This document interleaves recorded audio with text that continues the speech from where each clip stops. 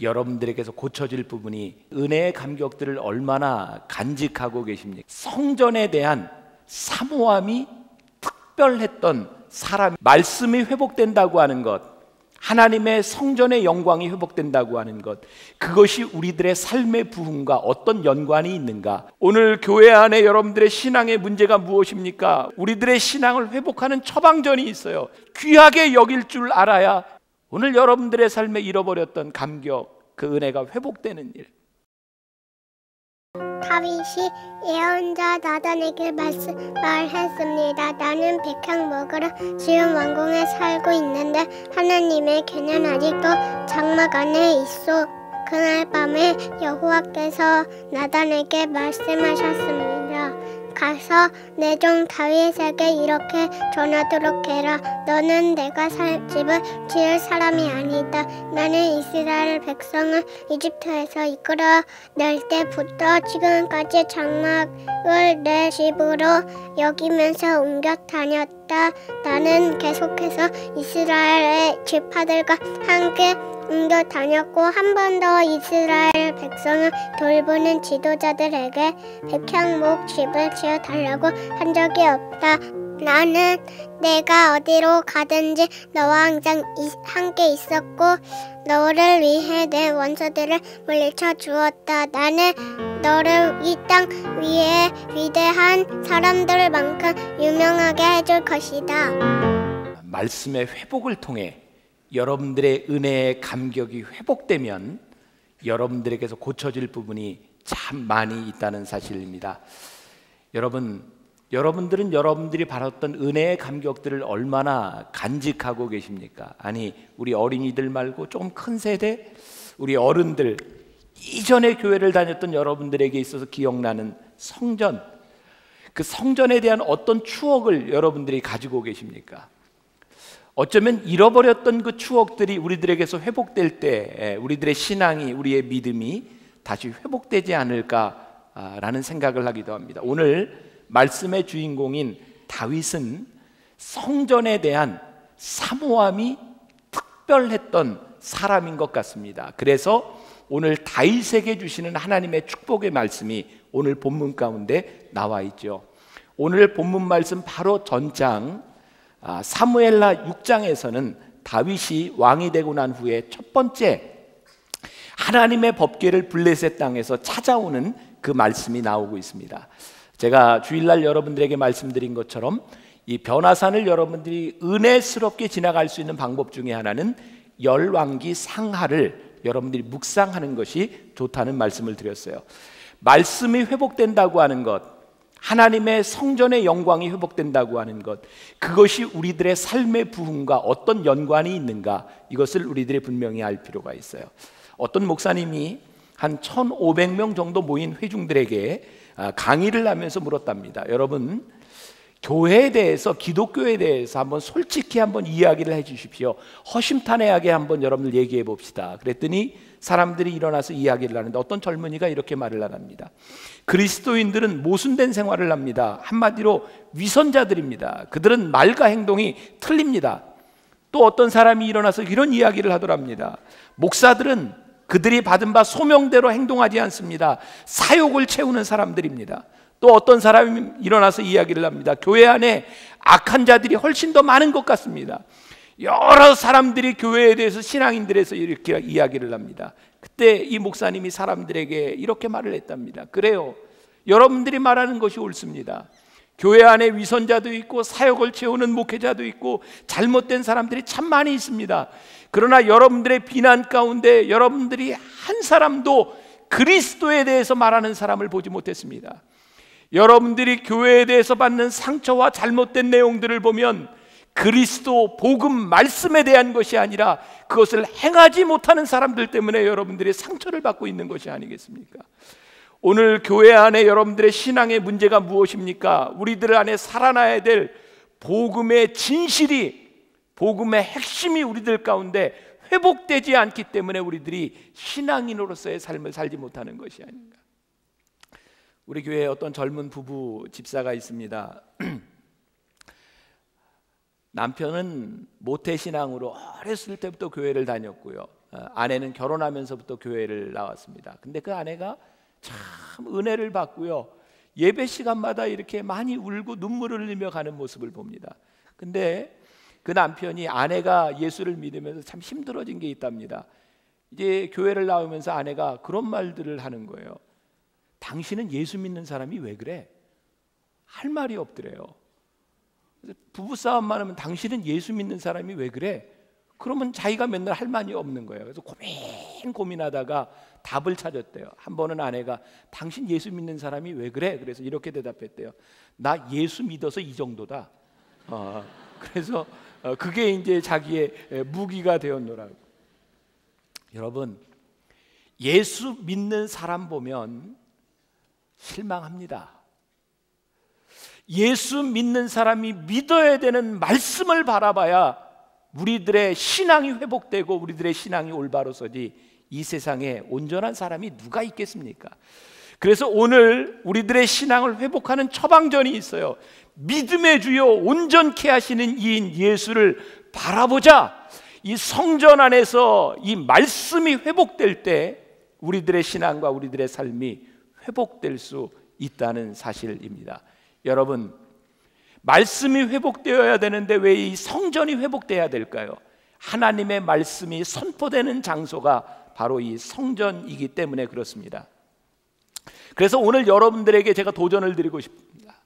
오늘 여러분들에게 이 성전이 얼마나 소중한 장소인가, 오늘 여러분들이 예배드리고 있는 이곳이 얼마나 소중한 곳인가, 그것을 여러분들이 고백할 수 있는가, 그리고 이곳에서 지금 여러분들에게 선포되고 있는 이 하나님의 말씀을 통한 여러분들의 기대감이 있는가, 이 말씀이 여러분들을 변화시키고 있는가. 히브리서 4장 12절에서 분명히 우리들에게 하시는 말씀이 있어요. 하나님의 말씀은 살아있고 활력이 있어 좌우의 날선 어떤 검보다도 예리하여 혼과 영과 및 관절과 골수를 찔러 쪼개기까지 하며 내 마음의 생각과 뜻을 판단하나니.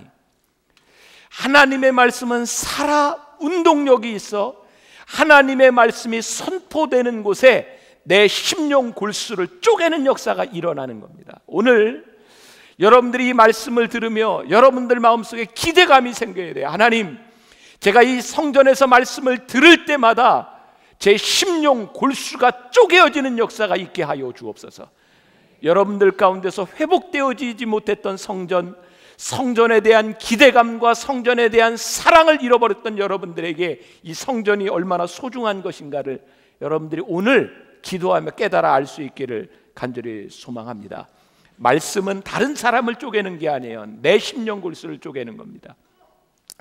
이승원 목사님이 가정사역을 하는데 한 번은 그런 이야기를 했어요. 가정사역 하면서 좋은 강사들을 많이 초청해서요, 이렇게 강의를 듣는데 특히 아내들이, 여자들이 그 강의를 듣고 은혜를 참 많이 받는데요. 근데 가정사역을 하면서 자괴감을 느끼는 때가 참 많이 있답니다. 여자들이요, 은혜 받고 나가면서 그런 말을 한대요. 이 말 꼭 우리 남편이 들어야 되는데, 이 말 꼭 우리 남편이 들어야 되는데. 그런 말을 들을 때마다 마음이 아프대요. 그 말씀이 누구에게 향한 말씀이 아니라 나의 심령 골수를 쪼개는 말씀이 되어야 하는데, 하나님의 말씀이 나의 말씀이 되어야 하는데, 계속해서 되어지는 이 말씀 가운데 나의 치료자가, 나의 회복이 되어야 하는데, 미국의 어떤 켄터키주의 시골 조그만 마을에 한 젊은 목사님이 부임을 했습니다. 이 목사님이 첫날 부임을 해서 이런 설교를 했답니다. 술 취하는 것과 담배 피는 것, 그 죄악입니다. 예배를 마친 후 선임 장로님이 찾아와서 말을 하더랍니다. 목사님, 그런 설교는 좀 안 했으면 좋겠습니다. 오늘 우리 교회 나오는 사람들의 3분의 1 정도가 담배 농사를 짓습니다. 그런 설교 참 힘듭니다. 그래서 그 다음 주에 목사님이 설교할 때 이번에는 노름에 대해서 설교를 했대요. 노름하지 마십시오. 특히 경마와 같은 거, 그렇게 돈 거는 일 하는 거 옳지 않습니다. 또 선임 장로님이 찾아, 목사님, 그런 설교 하지 마십시오. 우리 교인들 중에 3분의 1이 다 경주마를 키우는 사람들입니다. 그래서 그 목사님이 다음 주에 설교할 때는 전혀 관계가 없는 생뚱맞게 밀수하지 마세요. 그렇게 설교를 했더니 그 다음 주에 선임 장로가 안 보이더랍니다.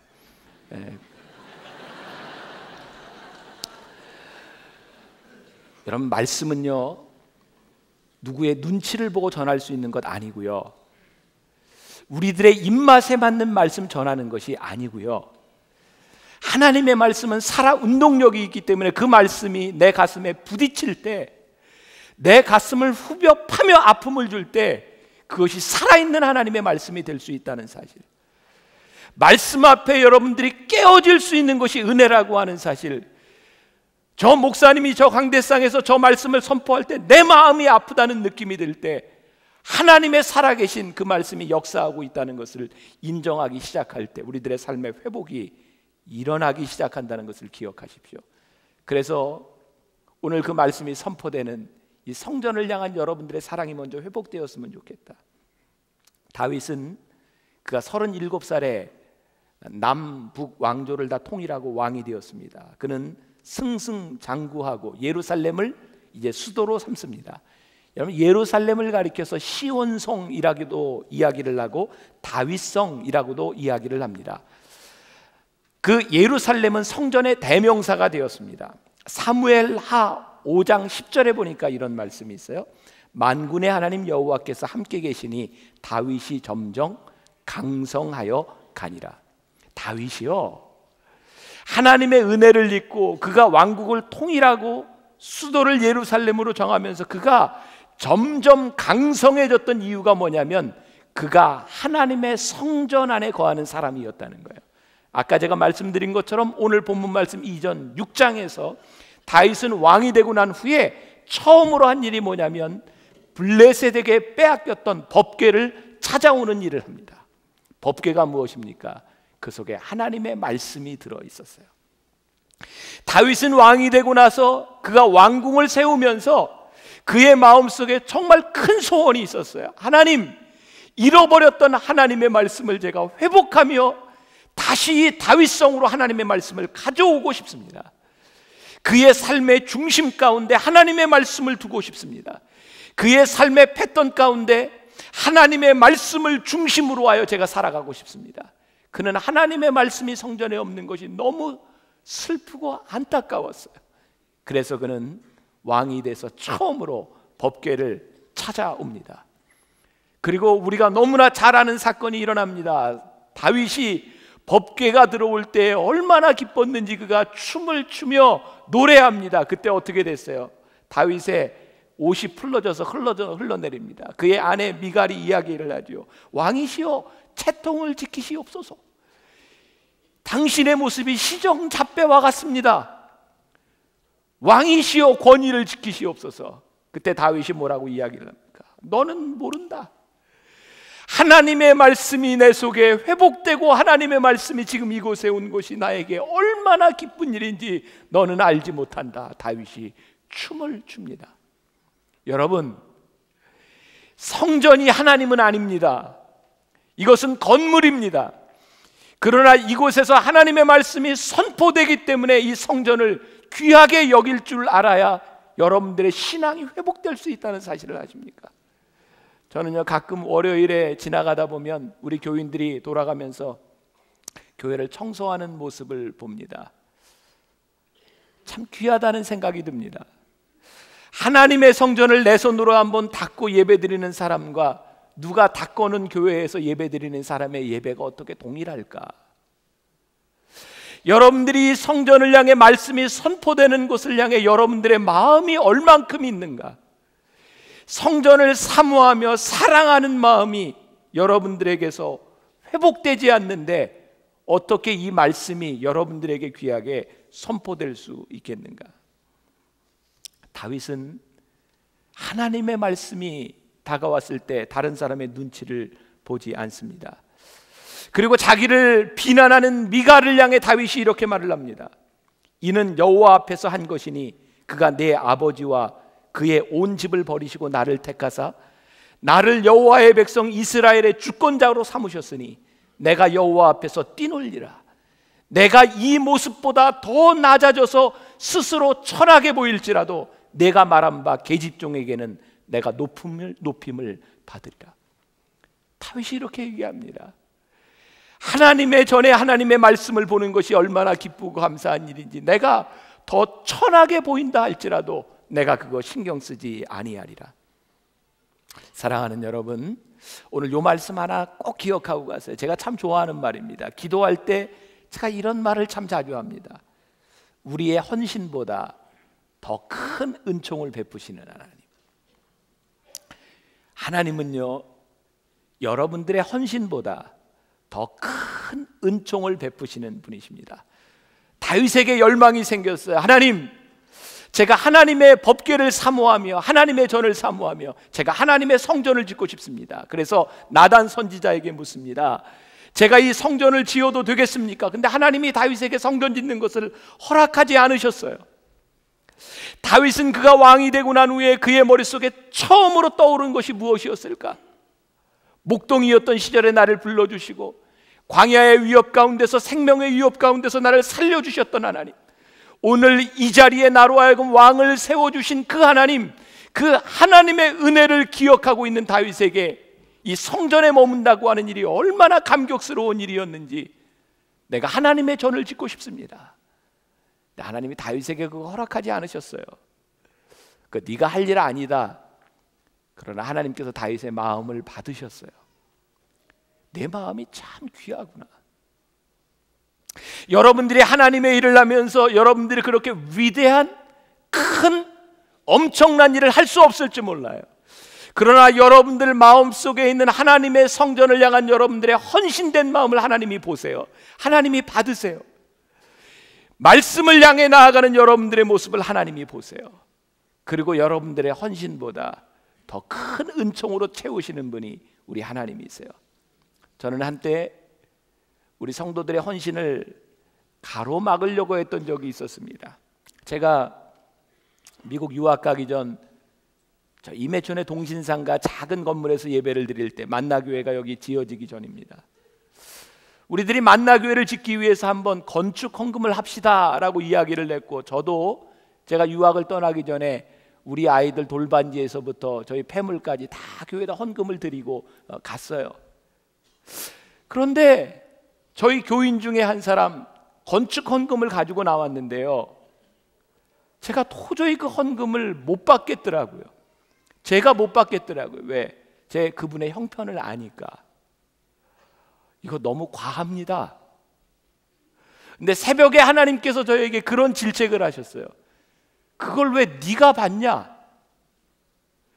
그리고 네가 왜 그 사람의 헌신과 그 사람의 축복을 가로막느냐? 하나님이 저에게 질책하시더라고요. 제가 보기에는 그게 아니었어요. 그러나 하나님을 향한 그분의 마음을 제가 모르고 있었어요. 제가 참 많이 회개했습니다. 우리 교회에 성남에 참 어려운 곳에서 오시는 연세 많은 분이 계세요. 그분이 가끔 저에게 목사님 헌금해 주세요 라고 가져와요. 집사님, 이건 집사님에게 너무 과한 겁니다. 근데 그분이 그 헌금을 하기 위해서 백화점에서 청소를 하는데 엑스트라로 일을 해요. 하나님 앞에 헌금을 드리기 위해서. 우리들이 돈으로 생각을 한다면, 물질로 생각을 한다면 이것은 이치에 닿는 일들이 아닙니다. 근데 제 마음에, 그분들을 바라보며 목회자의 마음에, 하나님의 전을 향한, 하나님을 사랑하는 그들의 마음이 얼마나 귀합니까? 다윗이 하나님 앞에 이런 고백을 하죠. 여호와는 나의 목자시니 내게 부족함이 없으리로다. 오늘날 그의 삶에 임했던 하나님의 은혜를 생각하며 다윗이 한 고백이에요. 여호와는 나의 목자시니. 오늘 여러분들의 삶에 잃어버렸던 감격, 그 은혜가 회복되는 일.